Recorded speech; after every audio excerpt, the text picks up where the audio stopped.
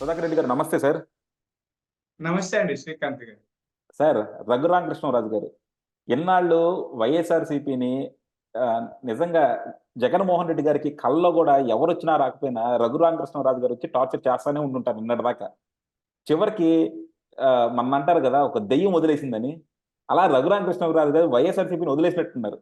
నిన్నే జెప్పారు. వైఎస్ఆర్‌సీపీకి ఆయన అఫీషియల్‌గా నేను రిజిగ్నేషన్ ఇచ్చేసాను. ఇంకా నేను రె చాలా మంది నన్ను అంటా ఉన్నారు. సాక్షి పేపర్‌లో గూడా రాస్తా ఉన్నారు. నీకు ఆ పార్టీ టికెట్ ఇవ్వదు, ఈ పార్టీ టికెట్ ఇవ్వదని. సో, ఈరోజు ఆ పార్టీ, ఈ పార్టీ లీడర్ల ముందే జెప్తున్నాను. నేను ఈ పొత్తు నుంచే పోటీ జేస్తాను. అంటే ఇప్పటిదాకా గూడా సార్ నాకు తెలిసి గూడా ఏ లీడర్ గూడా వాళ్ళ టికెట్ ఆళ్ళు అనౌన్స్ చేసుకోలా. వాళ్ళెంతసేపటికి ఏ రాజకీయ పార్టీ ఇస్తదా అని జెప్పి అక్కడ, ఇక్కడ బేరసారాలు చేసుకోవడమే తప్ప, ఈయనొక్కళ్ళే అనుకుంటా శంషేర్‌గా నా టికెట్ ఏ పార్టీ అయినా గానియండి, నరసరావుపేట నుంచి కాబోయే ఎంపీ నేనే, నరసాపురం నుంచి కాబోయే ఎంపీ నేనే అని షంషేర్‌గా చెప్తా ఉన్నారు. ఏంటి సార్ ఆ ధైర్యం రఘురామకృష్ణరాజు గారికి? నేను కూడా ఫస్ట్ టైమ్ ఇలాంటి నాయకుడిని ఈ రోజే చూశాను.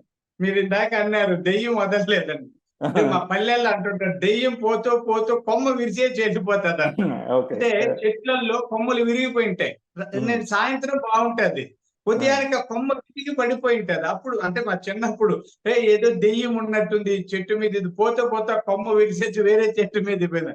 అలా కొమ్మను ఊపేసి, విరిచేసి, రాల్చేసి, ఆకులు చింపేసి, చెల్లాచెదురు చేసి ఏది జగన్మోహన్ రెడ్డి గారి చెట్టుని హఠాత్తుగా దూకారు. దూకి చాలా సరదాగా చెప్పారు. ఆయన చెప్తుంటే చంద్రబాబు నాయుడు గారు, పవన్ కళ్యాణ్ గారు మాట్లాడుకొని జోకులేస్తున్నారు. నవ్వుకుంటున్నారు. దాంట్లో అద్భుతమైన జోకు జై తెలుగుదేశం, జై జనసేన, జై బీజేపీ. భారతీయ జనతా పార్టీ.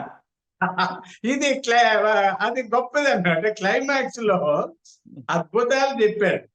ఆయన నిజంగా అంటే నాకు బాగా పరిచయం. ఆయనంటే చాలా గౌరవం కూడా. చాలా మేధావండి ఆయన. ఫార్మసీలో గోల్డ్ మెడలిస్టు.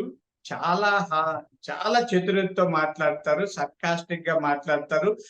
క్రియాత్మకంగా అంటే సృజనాత్మకంగా కూడా మాట్లాడతారు. తర్కం ఉంటది. చాలా అద్భుతంగా మాట్లాడారు.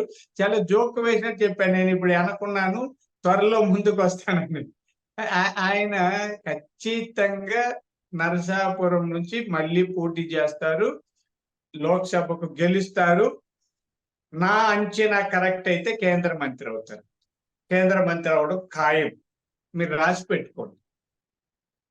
డెఫినెట్‌గా ఆయన ఆయన గనక అంటే ఇప్పుడు త్రిపుల్ ఆర్ గారిని గనుక ఆయన మాటలు గనుక చూస్తుంటే తెలుగుదేశం, బీజేపీ, జనసేన పొత్తు అన్నది ఖచ్చితం.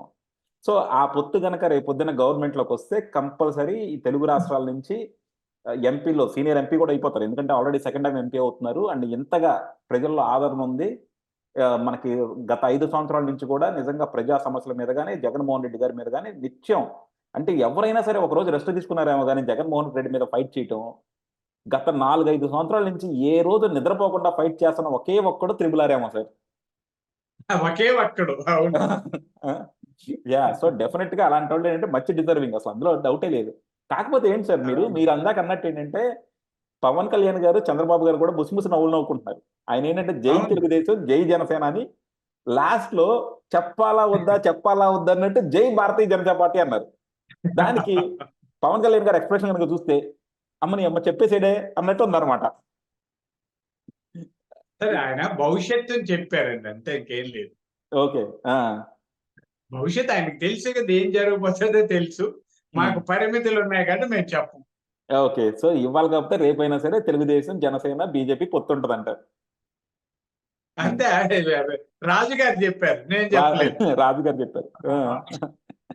కాకపోతే ఆయన ఇంకో ఇంట్రెస్టింగ్ డైలాగ్ కూడా చెప్పారు సార్. నేను ఈ రోజు ఎనకాల ఉన్నాను. రేపొద్దున అవును. ముందుకొస్తాను. ముందుకొస్తాను. సభను నేనే పెడతాను. నేనే లీడ్ చేస్తాను సభనని చెప్పారు. హ్మ్. ఆయన భవిష్యత్తుని చాలా స్పష్టంగా దర్శింపజేశారండి. ఓకే. యాహ్! చూద్దాం సార్. డెఫినిట్‌గా ఏంటంటే నేను నిజంగా రఘురామకృష్ణరాజు గారు మాకు పర్సనల్‌గా ఏంటంటే మా ఛానెల్‌కి మాకు గూడా ఎంతో సపోర్ట్ చేశారు. అండ్ రఘురామకృష్ణ రాజు గారు మాకు పరిచయం అవ్వడానికి హెల్ప్ చేసిన మీకు థాంక్స్ చెప్పాలి నేను. ఎందుకంటే అదే కదా! ఆ రోజు అసలు నిజంగా మనం ఫస్ట్ స్టార్ట్ చేసినప్పుడు అమరావతి అనేది చాలా చిన్న ఛానెల్.